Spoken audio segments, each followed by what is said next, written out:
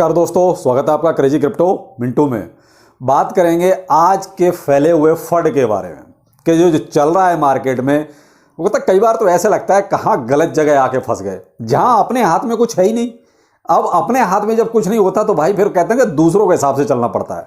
Video important है, थोड़ा सा देखिएगा जरूर, क्योंकि आप देख रहे हैं आप हर पल कुछ ना कुछ चेंज हो जाता है। एक पल ऐसे लगता है कि शायद सब कुछ ठीक हो गया और दूसरे ही पल ऐसा लगता है यार यहां से सब कुछ खराब हो गया। तो वही सब कुछ चल रहा है और केवल एक इंसान जिसने ये सब भसड़ पैदा करी, जिसने ये सब चालू किया, आज वही वो कहता है क्वेश्चन मार्क लग गया उस पर आके। सब उसी की वजह से आप सब परेशान हैं। और केवल क्या ट्वीट, मैंने हमेशा कहा है कि ये अपने ट्वीट की वजह से ही परेशान रहेगा और सबको परेशान कर भी रखा है, केवल अपने ट्वीट्स की वजह से। अपनी बात पे कभी टिकता नहीं। सीजे बाइनेंस, केवल ये बंदा, इसने जो है FTX से जो भसड़ शुरू की थी और वो अभी तक खत्म होने का नाम नहीं ले रही। और इसने एक और नया जो बीच में शुरू किया, यानी अपने आप को बहुत अच्छा साबित करने के लिए, प्रूफ ऑफ रिजर्व इसने ये शुरू किया और अब खुद ही उसमें फंस गया जाके। प्रूफ ऑफ रिजर्व में खुद ही फंस गया जाके भाई, जिससे इसने प्रूफ ऑफ रिजर्व अपना एक तरह से ऑडिट कराया था मजार्स। इस मजार्स का ही वो कहता है मजाक बन के रह गया। यानी कि पहले तो नाम से ही लग रहा है मजार्स था, यानी अगर आप थोड़ा सा घुमा फिरा दो तो मजाक हो जाता है। प्रूफ ऑफ रिजर्व कहते हैं कि मजाक बन के रह गया सबके लिए। जिसको भी देखो प्रूफ ऑफ वर्क, वो proof of reserve, proof of reserve, क्या सब मजाक हो गया। वो मजाक किया किसने? इस मजार ने, कि वो इसी ने तो सबका ऑडिट किया भाई। कई सारे तो थे इसमें, crypto.com था, अपना KuCoin था, बाइनेंस था, OKX उसमें नहीं था। तो आप एक चीज बताइए, उसमें ये सब जो है शामिल थे, सबका ये कहानी खत्म कर दी। यहाँ इसने भी एक चीज करी, बहुत बढ़िया करी, इसने अपने आप को सेफ बचा लिया। इसने जो ऑफिशियली इसकी जो अलग से वेबसाइट है वो अलग है, लेकिन उसने क्रिप्टो के लिए अलग से रखा था। यानी एक तरह से ना एक आप अलग से ब्रांच बना देना। तो उसने क्या करा था, क्रिप्टो के लिए अलग से ब्रांच बनाई थी और वो उसने क्लोज कर दी, बंद कर दी। यानी उसका तो अपना धंधा ठीक है, कोई दिक्कत नहीं है। वो जो अपनी ऑफिशियल अलग वेबसाइट है वो उसकी चालू है, कोई दिक्कत नहीं है। लेकिन जो अलग से क्रिप्टो के लिए क्रिएट की गई थी उसे बंद कर दिया। भाई कर दो, उसका सेहत में क्या फर्क पड़ता है भाई? सीधी सी बात है, हमारी एक ब्रांच थी, बंद कर दी, हमारा और जो अलग है वो सब चल रहा है। तो भाई यही है। तो उसने क्या करा है, अब क्वेश्चन मार्क लगा दिया ले जाके बाइनेंस पर कि ये जितना जो सब ये प्रूफ ऑफ रिजर्व के नाम पर सब चल रहा था, ये सब क्या था? सब ड्रामा था क्या? यानी कुछ दिखाया, कुछ बताया और कर कुछ दिया, यही सब चल रहा था। और किसने किया? सीजे बाइनेंस ने। कल एक इंटरव्यू में मैंने आपको अपने इससे पहले वाली वीडियो में बताया कि उसने FTX को 100% बोल दिया कि सब झूठे हैं और ये झूठ बोल रहे हैं। भाई साहब, मुझे लगता है कि दुनिया में सबसे बड़ा अगर क्रिप्टो करेंसी में देखा जाए तो झूठ और यू टर्न मारने वाला इंसान अगर कोई है तो सीजे बाइनेंस है। सबसे ज्यादा झूठ और यू टर्न जिसे कहते हैं वो मारता है केवल सीजे बाइनेंस। अपनी ही बात पे नहीं टिकता, अपने ही ट्वीट पे नहीं टिकता। तो बताइए क्या करोगे उसका? अरे कम से कम भाई जो बोला है उस पर टिक तो सही। 4 दिन बाद ही सब लौट के वहीं आ जाता है। कभी कहता है ये ठीक है, कभी कहता है ये ठीक है। भाई पहले खुद डिसाइड कर ले कि ठीक क्या है, वही कर।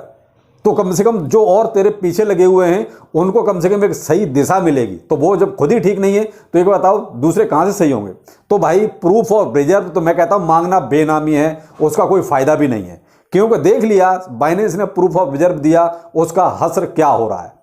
जो ऑडिट करने वाले तो वही भाग रहे हैं, तो फिर प्रूफ ऑफ रिजर्व मांगने का फायदा क्या है? कोई फायदा नहीं है। हम खाम का एक मुहिम चला रहे हैं इंडियन एक्सचेंजों से कि साहब प्रूफ ऑफ रिजर्व दो, प्रूफ ऑफ रिजर्व दो।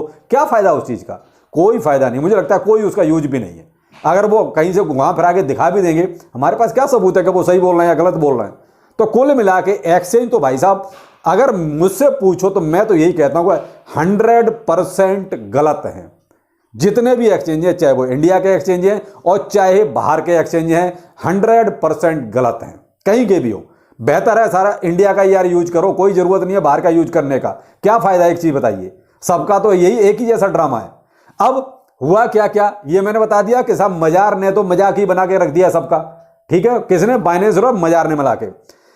OKX इलॉन मस्क फॉलो करने लगा। यहां भी एक और देखिए, एक नया ट्विस्ट। ट्विटर को खरीदने में $500 मिलियन की मदद की किसने? बाइनेंस ने।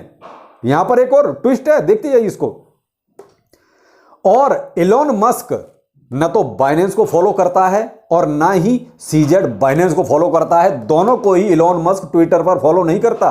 और फॉलो किसको कर रहा है? OKX को। यानी बिजनेस किस हद तक, यानी केवल और केवल अपने मतलब का बिजनेस। तो यहां मुझे लगता है कि ये जो $500 मिलियन का जो ट्विटर में इन्वेस्ट एक तरह से कहेंगे जो सीजेड बाइनेंस ने किया, मुझे लगता है कि शायद इलॉन मस्क की अपनी मर्जी नहीं थी, इसने अपनी तरफ से ऑफर दिया होगा। तो इलॉन मस्क को क्या, उसको लगा कि $500 मिलियन आ रहा है, लगा दो साला, क्या फर्क पड़ता है। तो वही हुआ। लेकिन इलॉन मस्क ना सीजेड बाइनेंस को फॉलो करता है ना ही बाइनेंस को, दोनों को ही फॉलो नहीं करता। सीजेड इलॉन मस्क जो है OKX को फॉलो कर रहा है ट्विटर पर। तो यहां पर देखिए बिजनेस की एक अलग अलग चाल। अगले जो सीजेड बाइनेंस ने बोला था कि भाई अगर एक्सचेंज पर आपका प्रूफ ऑफ रिजर्व जो शो किया है उससे पहले या उसके बाद कोई बहुत ज्यादा बड़े बड़े ट्रांजैक्शन हो रहे हैं, इसका मतलब यह है कि कहीं ना कहीं कुछ गड़बड़ है, कुछ झोल है, कुछ झोल झाल चल रहा है। सीजेड बाइनेंस ने खुद ही ये सब किया था भाई।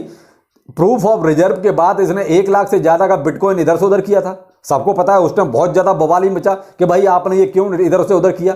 तो तब ये कहा कि भाई ऑडिट की वजह से करना पड़ा, हमारे ऑडिटर्स ने ये बोला। लेकिन बाद में ऑडिटर्स ने भी, जो कुछ बड़े बड़े लोग जो कराते, उन्होंने कहा कि ऐसा कोई भी ऑडिटर बोल ही नहीं सकता ऐसा करने के लिए। लेकिन जैसे तैसे चलो वो मामला शांत हुआ।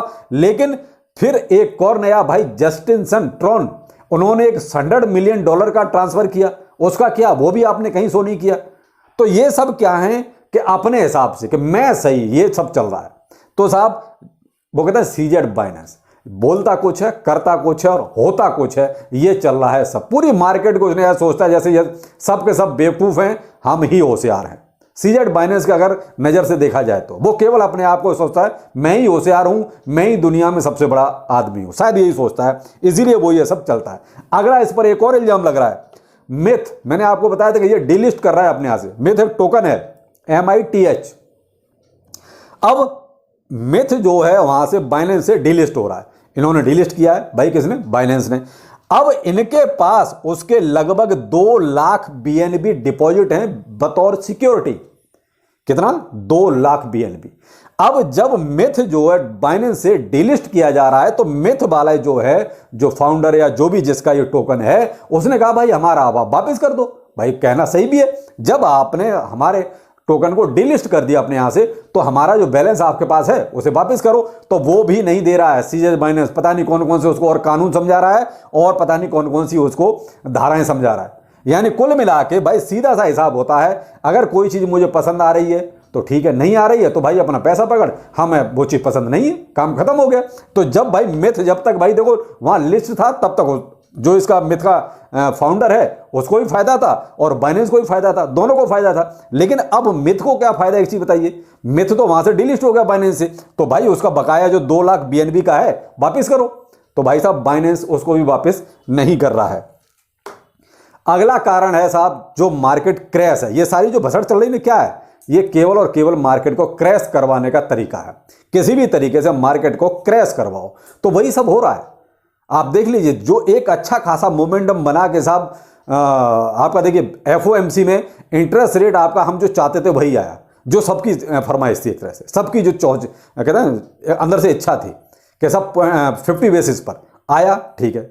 लेकिन मार्केट का सारा सब कुछ उल्टा। क्यों? ये जो फंड चल रहे हैं इतने सारे, फिर इंडस्ट्री का सबसे बड़ा इंसान बाइनेंस, भाई उसके ऊपर जब कोई उंगली उठेगी तो देखिए मार्केट में फंड पैदा होंगे और इसी तरीके के बड़े बड़े फंड पैदा होंगे।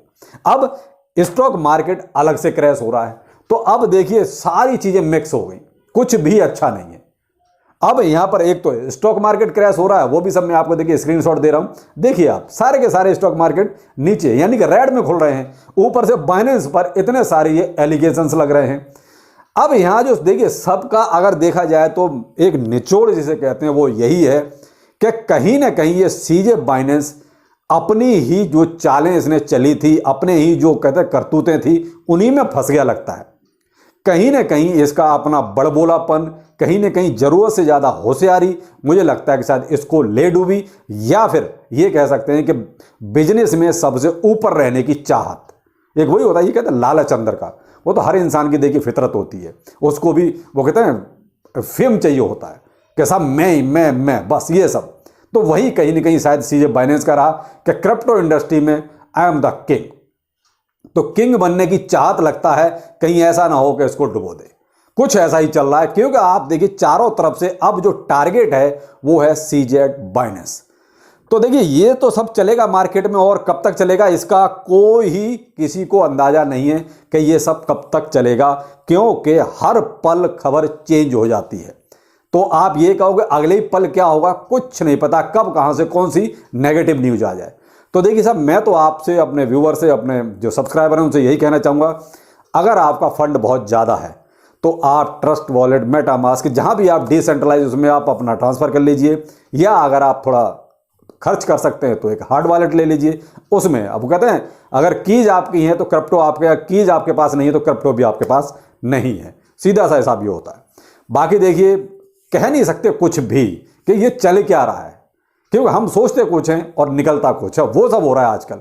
और बाकी देखिए, अब जिनका छोटा मोटा फंड है 10-20-50 हज़ार ही है तो छोड़ दीजिए, उसी में उसका कोई ज़्यादा टेंशन लेने की जरूरत नहीं कि उसके लिए खामखा आप इतना सारा ताम झाम करें, तो वो भी ठीक नहीं है। तो बाकी ये है कि भाई थोड़ा अलर्ट जरूर रहिएगा, चेक करते रहिए कब क्या चल रहा है, कब किस पे कितना ज़्यादा फंड आ जाए कुछ नहीं कह सकते। तो बस यही है, हम लोग देख सकते हैं, मूक दर्शक बने देखते रहिए। बाकी तो ये सब बड़े बड़े लोग कर ही रहे हैं, जो कुछ हो रहा है आपके सामने है। बाकी जैसा भी जो भी अपडेट आएगा जरूर बताता हूँ। बाकी सीजेड बाइनेंस के बारे में आप कमेंट में जरूर बताइए कि आप क्या सोचते हैं कि ये सब क्या जो हो रहा है क्या सीजेड बाइनेंस की वजह से हो रहा है। कमेंट सेक्शन में जरूर बताइएगा, इंतजार करूंगा। तो चलिए फिर मिलते हैं, नमस्कार।